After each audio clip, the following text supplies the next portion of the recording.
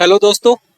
आज मैं आपके सामने एक नया सब्जेक्ट लेके आया हूं और वो है आपका राजस्थान इतिहास।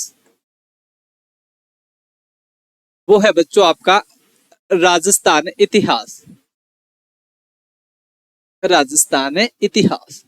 और आज जो हमारा वीडियो रहने वाला है ये आपके राजस्थान इतिहास के ऊपर इंट्रोडक्शन से संबंधित आपका वीडियो है। हमें थोड़ा राजस्थान इतिहास के बारे में जानना है। तो देखो बच्चों, इसमें आपके दो शब्द निकल के आए, एक आपका राजस्थान और दूसरा आपका इतिहास। हम पहले चर्चा करते हैं इन दोनों नामों पे। तो पहला आपका एक शब्द है इतिहास। कि ये इतिहास क्या होता है। तो मैं इतिहास की अगर बात करूं, अगर इस इतिहास शब्द को तोड़ता हूं तो आप बचपन से देखते आए हो कि हम इस इतिहास शब्द को दो शब्दों में तोड़ा, इति प्लस हास। इति प्लस हास।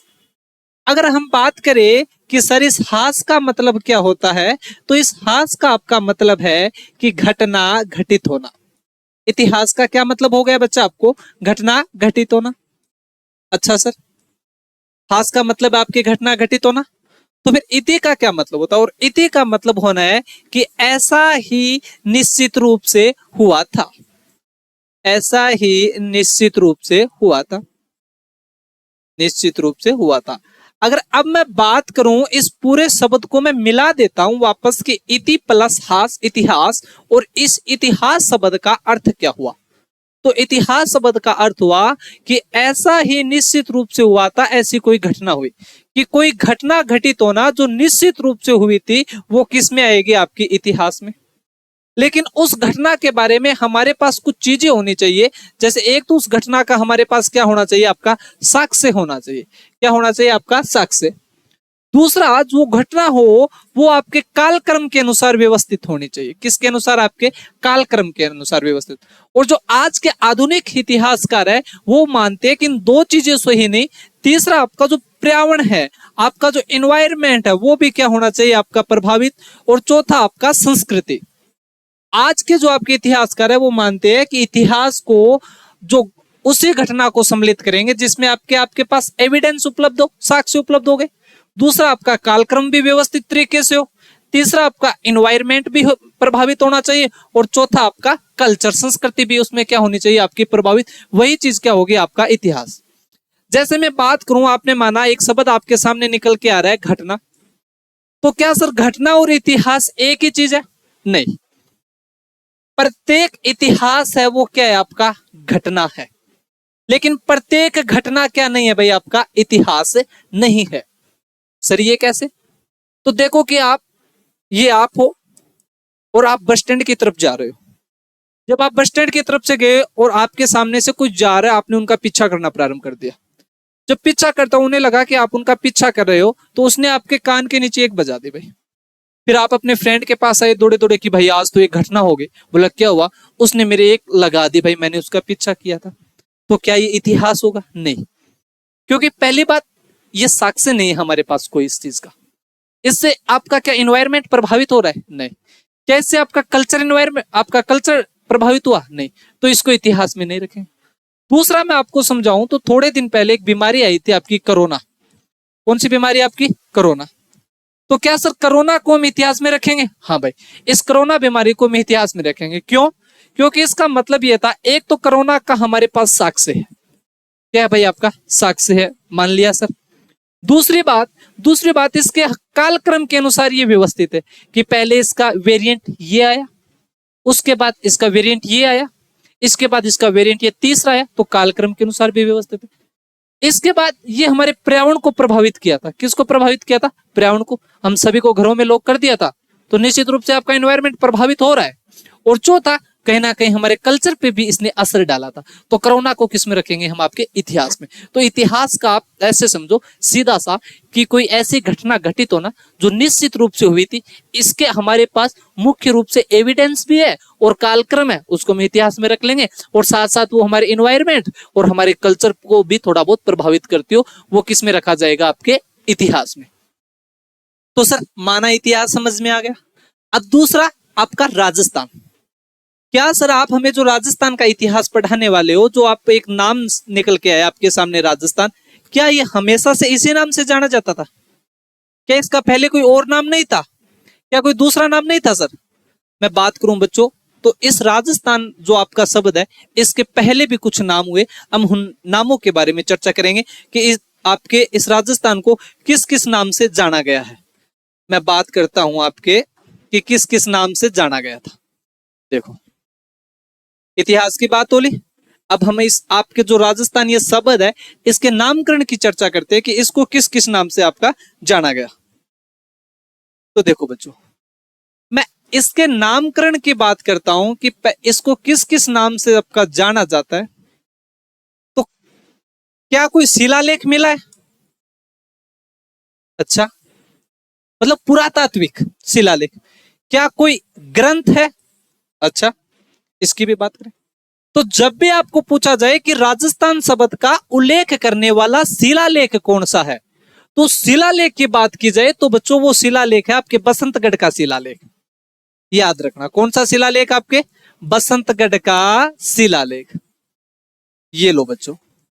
अच्छा सर, ये बसंतगढ़ का शिलालेख कहां पर मिला सर?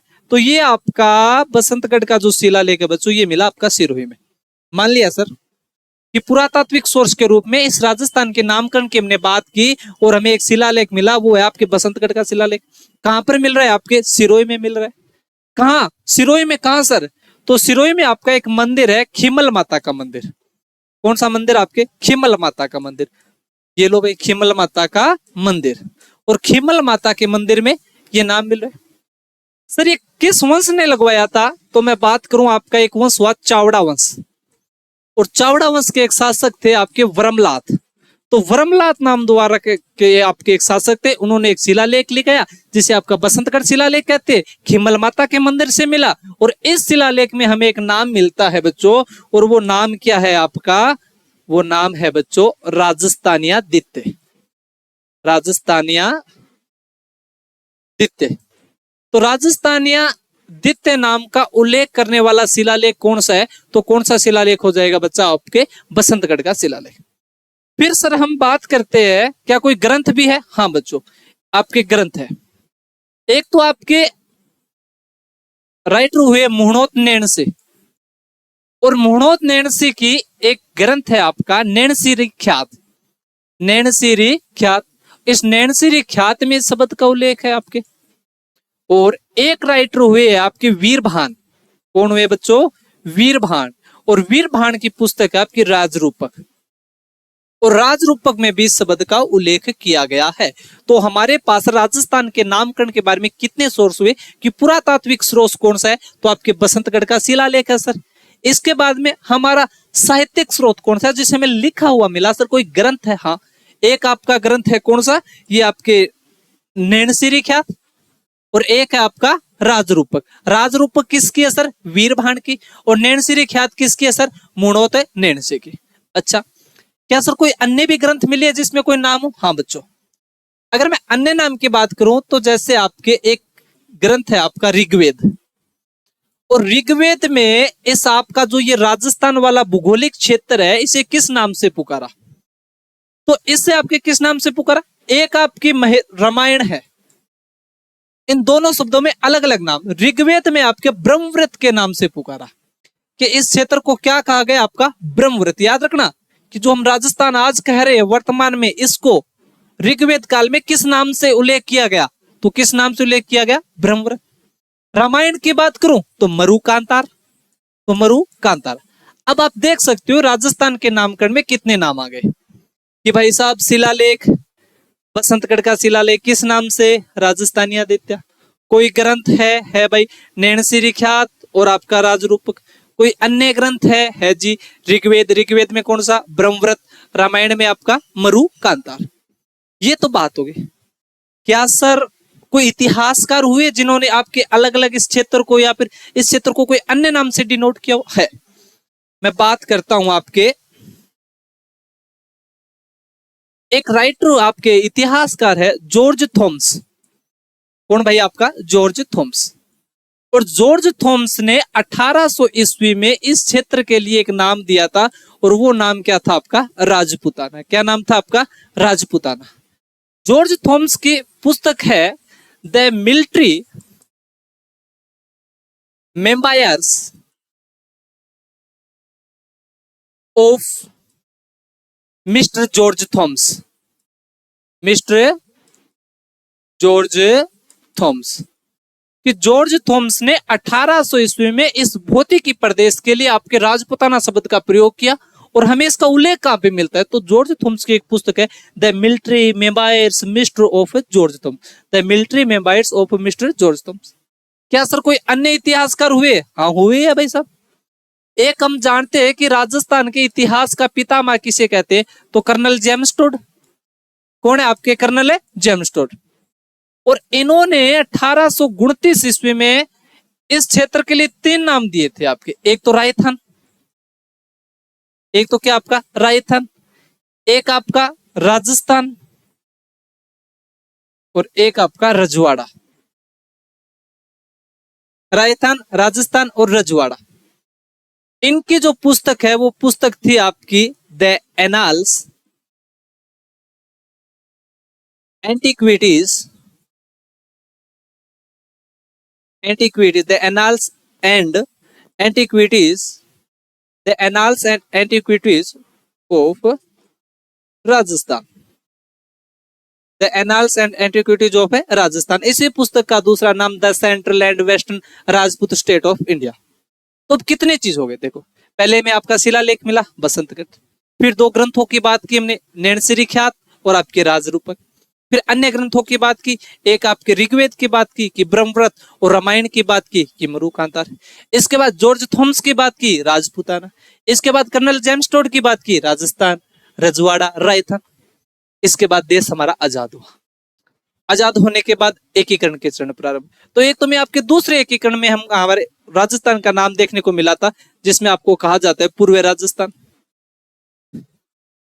पूर्व राजस्थान। इसके बाद एकीकरण के चरण चले। तो सबसे पहले की बात होगी तो आपका कि आपका शिलालेख है। ये हो गए आपके राजस्थान के नामकरण के बारे में, क्योंकि पहले आपके एकीकरण की बात करें तो मत्स्य संघ, फिर पूर्व राजस्थान, फिर आपका संयुक्त राजस्थान, फिर आपका वृहत राजस्थान, फिर आपका संयुक्त वृहत राजस्थान, फिर आपका राजस्थान, और फिर आपका आधुनिक राजस्थान। तो लेकिन हम मोटे मोटे तौर पे चर्चा करें तो बस याद रखना है कि सबसे पहले उल्लेख बसंतगढ़ शिलालेख में, उसके बाद में 2 ग्रंथ हैं आपके नैणसिरी ख्यात और आपका राजरूपक, उसके बाद आपका ऋग्वेद और रामायण, ऋग्वेद ब्रह्मव्रत और आपका रामायण मरुकांतार। उसके बाद इतिहासकार तो आपके जॉर्ज थॉम्स ने राजपुताना, और कर्नल जेम्स टोड ने आपके राजस्थान, रायथान और आपका रजवाड़ा। चलो भाई इसकी बात हुई। अब मैं बात करता हूं आपके सिलेबस की। तो देखो बच्चों, जो आपका इतिहास है, इस इतिहास को पढ़ने की दृष्टि से आपका सरल बनाने के लिए इसे 3 भागों में डिवाइड किया जाता है। कितने भागों में? 3 भागों में। एक आपका प्राचीन, और एक आपका मध्यकालीन। कौन सा आपका? मध्यकालीन। और एक आपका आधुनिक। आधुनिक कि आपकी एनिसेंट हिस्ट्री, मिडिल हिस्ट्री और आपकी प्रेजेंट हिस्ट्री। प्राचीन इतिहास की बात करूं कि राजस्थान में आपको प्राचीन इतिहास के बारे में क्या पढ़ना होता है, तो इसमें आपको सीधा सा पढ़ना होता है, एक तो आपके पुरातात्विक स्रोत, पुरातात्विक स्रोत कि राजस्थान के इतिहास से संबंधित आपके पास कौन कौन से स्रोत है। पुरातात्विक में आप अभिलेखों का अध्ययन करते हो, सिक्कों का अध्ययन करते हो, आप प्राचीन साहित्यों का अध्ययन करते हो, तो सारे जो सोर्स है हमें वो पढ़ना है आपके। दूसरी आपकी बच्चों सभ्यता, कि राजस्थान में कौन कौन से सभ्यताओं के बारे में हमें अध्ययन करना है। सभ्यताओं के साथ साथ हम जनपद भी पढ़ लेंगे। इसके बाद मैं बात करूं आपके मध्यकालीन इतिहास की, कि मध्यकालीन इतिहास में हमें क्या पढ़ना है, तो मध्यकालीन इतिहास में हमें रियासतों का, राजवंशों के बारे में पढ़ना है।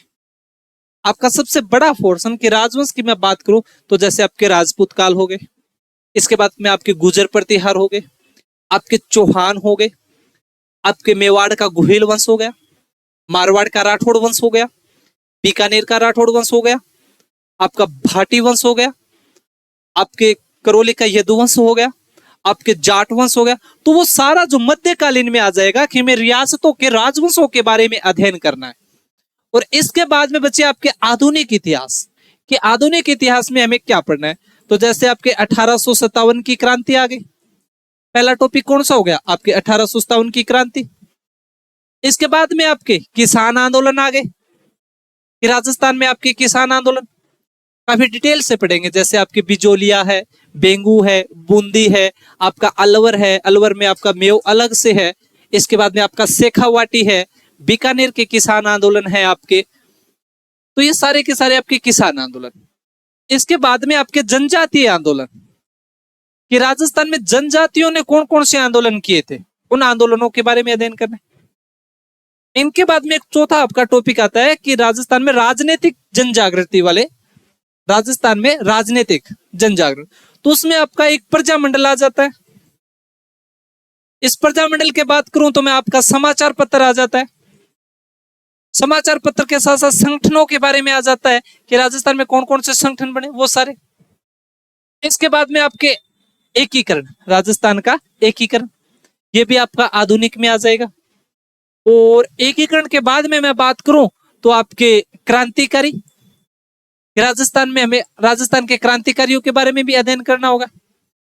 और मैं आधुनिक में कंक्लूड करूं तो आपके इसमें महिलाओं का योगदान क्या कह रहा, वो भी आपके आधुनिक में आ जाएगा कि महिलाओं का योगदान।